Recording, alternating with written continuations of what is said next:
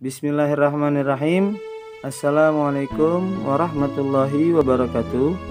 Selamat pagi anak-anak. Apa kabarnya hari ini? Semoga kita semua dalam keadaan sehat walafiat dan juga selalu dalam lindungan Allah Subhanahu wa taala. Alhamdulillahirabbil alamin wa bihi nasta'in ala umuri dunya waddin. Wassalatu wassalamu ala asrafil anbiya'i wal mursalin sayyidina wa habibina syafi'ina Rasulullah Muhammadin wa ala alihi wa sahbihi ajma'in, amma ba'du. Alhamdulillah, segala puji bagi Allah Subhanahu wa ta'ala yang telah memberikan kita nikmat iman, nikmat Islam, sehat walafiat, sehingga kita kembali bertemu di hari yang berbahagia ini untuk melanjutkan proses pembelajaran kita, yaitu menulis surah Al-Fil. Salawat beserta salam marilah sama-sama kita haturkan kepada junjungan kita Nabi besar Muhammad sallallahu alaihi wasallam. Semoga kita menjadi umatnya yang mendapatkan syafaatul uzmah di hari kiamat nanti. Alhamdulillah, untuk pertemuan kali ini kita sudah memenuhi pertemuan menulis surat Al-Fil. Seperti biasa, sebelum kita mulai pembelajaran, marilah sama-sama kita berdoa terlebih dahulu agar proses pembelajaran hari ini bisa berjalan dengan baik dan lancar. Mari sama-sama kita berdoa dengan membaca surat Al-Fatihah dan doa agar diberikan ilmu yang bermanfaat. A'udzu billahi minasy syaithanir rajim. Bismillahirrahmanirrahim. Alhamdulillahi rabbil alamin. Ar-Rahmanir-Rahim. Maliki yaumiddin. Iyyaka na'budu wa iyyaka nasta'in. Ihdinas siratal mustaqim. Siratal ladzina an'amta 'alaihim ghairil maghdubi 'alaihim waladdallin. Amin. Raditu billahi rabba wa bil islami dina wa bi Muhammadin nabiyya wa rasula. Rabbi zidna ilma warzuqna fahma. Amin ya rabbal alamin. Amatilah dan ceritakan gambar berikut ini. Mari sama-sama kita perhatikan. Dalam gambar ini diceritakan bahwasannya ada siswa dan siswi yang maju ke depan kelas untuk menuliskan surah Al-Fil. Mereka maju secara bergantian dengan teman-teman lainnya. Dapatkah kamu menulis Al-Quran surah Al-Fil? Agar dapat menuliskan Al-Quran surah Al-Fil dengan benar, lakukanlah langkah berikut ini. Pertama, cermati cara menulis penggalan Al-Quran surah Al-Fil, termasuk huruf-hurufnya.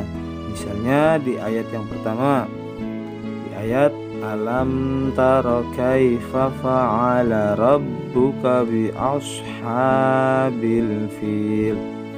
Nah, kita harus memperhatikan huruf mim, lam, dan ra. Posisinya agak ke bawah garis. Garis itu menandakan posisi batas buku tulis kalian. Jadi tidak lagi menulis huruf mim, lam, dan ra di atas baris. Mengerti ya? Dan juga bisa dipahami bagaimana cara menulis huruf ra, lam, dan juga mim. Lalu salinlah penulisan penggalan Al-Quran surah Al-Fil berikut ini untuk latihan kalian di rumah. Dari kalimat alam tara, kemudian kaifa, fa'ala rabbuka bi asha al-fil tarmihim bi hijaratin min sijil. Ingat, perhatikan kembali penulisan mim, ro, dan lamnya. Dia ada di bawah batas baris buku tulis kalian. Materi selanjutnya untuk hari ini adalah pelajaran ilmu tajwid tentang hukum bacaan idgham. Idgham menurut bahasa adalah idkhalu syai' fi syai'. Artinya adalah memasukkan sesuatu ke dalam sesuatu. Maksudnya adalah memasukkan satu huruf ke dalam huruf lainnya. Menurut istilah, suatu pelafalan dari penggabungan dua buah huruf dan lalu memasukkan salah satu hurufnya pada huruf yang lainnya. Agar kita lebih paham, nanti akan dijelaskan pada video berikut ini. Yang harus kita ketahui hukum bacaan idgham yaitu apabila nun mati atau tanwin bertemu dengan huruf mim, nun, waw, ya, lam, dan ra. Pembagian idgham sendiri terbagi menjadi dua. Yang pertama ada idgham bi gunnah. Huruf-hurufnya adalah mim, nun, waw, dan ya. Kemudian ada idgham bila gunnah. Huruf-hurufnya adalah lam dan ra. Idgham bi gunnah juga disebut dengan ma'al gunnah. Hukum bacanya yang dibaca dengan cara memasukkan atau melebur nun mati atau tanwin dengan bertemu dengan huruf idgham bi gunnah yang ada di depannya, yaitu huruf ya, nun, mim, dan waw. Idgham bi gunnah dibaca dengan dengung sepanjang 2-3 harakat. Kemudian hukum bacaan idgham bila gunnah adalah hukum bacaan yang dibaca dengan cara memasukkan atau meleburkan juga huruf nun mati atau tanwin dengan salah satu huruf hijaiyah yang termasuk ke dalam huruf idgham bila gunnah yang ada di depannya, yaitu huruf lam dan huruf ra. Cara membaca idgham bila gunnah adalah dibaca jelas dengan tanpa dengung. Berikut adalah contoh idgham bi gunnah dan idgham bila gunnah. Pertama ada idgham bi gunnah. Kita bacakan ya. Contohnya itu liman yara. Yang kedua liqaumin yuqinun. Yang ketiga min waraihim. Yang keempat aywajaw wala amta. Dan yang kelima min nasirin. Jadi di huruf setelah nun mati atau tanda baca tanwin, hurufnya agak ditekan 2-3 harokat dan juga berdengung. Biasanya di dalam Al-Quran ada yang bertanda tasydid di setelah huruf nun atau nun mati atau huruf tanwin, ada juga yang tidak. Jikalau tidak, kita harus perhatikan bacanya, jangan lagi misalkan contoh nomor 1 liman yaro, tidak begitu, tapi limay yaro. Yang kedua contoh liqaumi yuqinun, jangan lagi membacanya liqaumin yuqinun. Yang ketiga contoh kalimatnya min waraihim, jangan lagi kalian membacanya di saat membaca Al-Quran min waraihim. Nun matinya atau tanwinnya ingat ya, harus dilebur atau mungkin dihilangkan. Tetapi huruf setelahnya diberi tanda tasydid, hampir sama seperti hukum bacaan alif lam syamsiyah. Cuma kalau alif lam syamsiyah dia bentuknya alif lam. Kalau di sini nun mati atau tanwin. Begitupun juga idgham bila gunnah. Contohnya nomor 1 min ladunka. Jadi kita jangan lagi membaca min ladunka, tapi min ladunka. Dan juga yang kedua ada famar rabbukuma. Jangan lagi kalian membaca faman rabbukuma. Ingat ya, famar rabbukuma.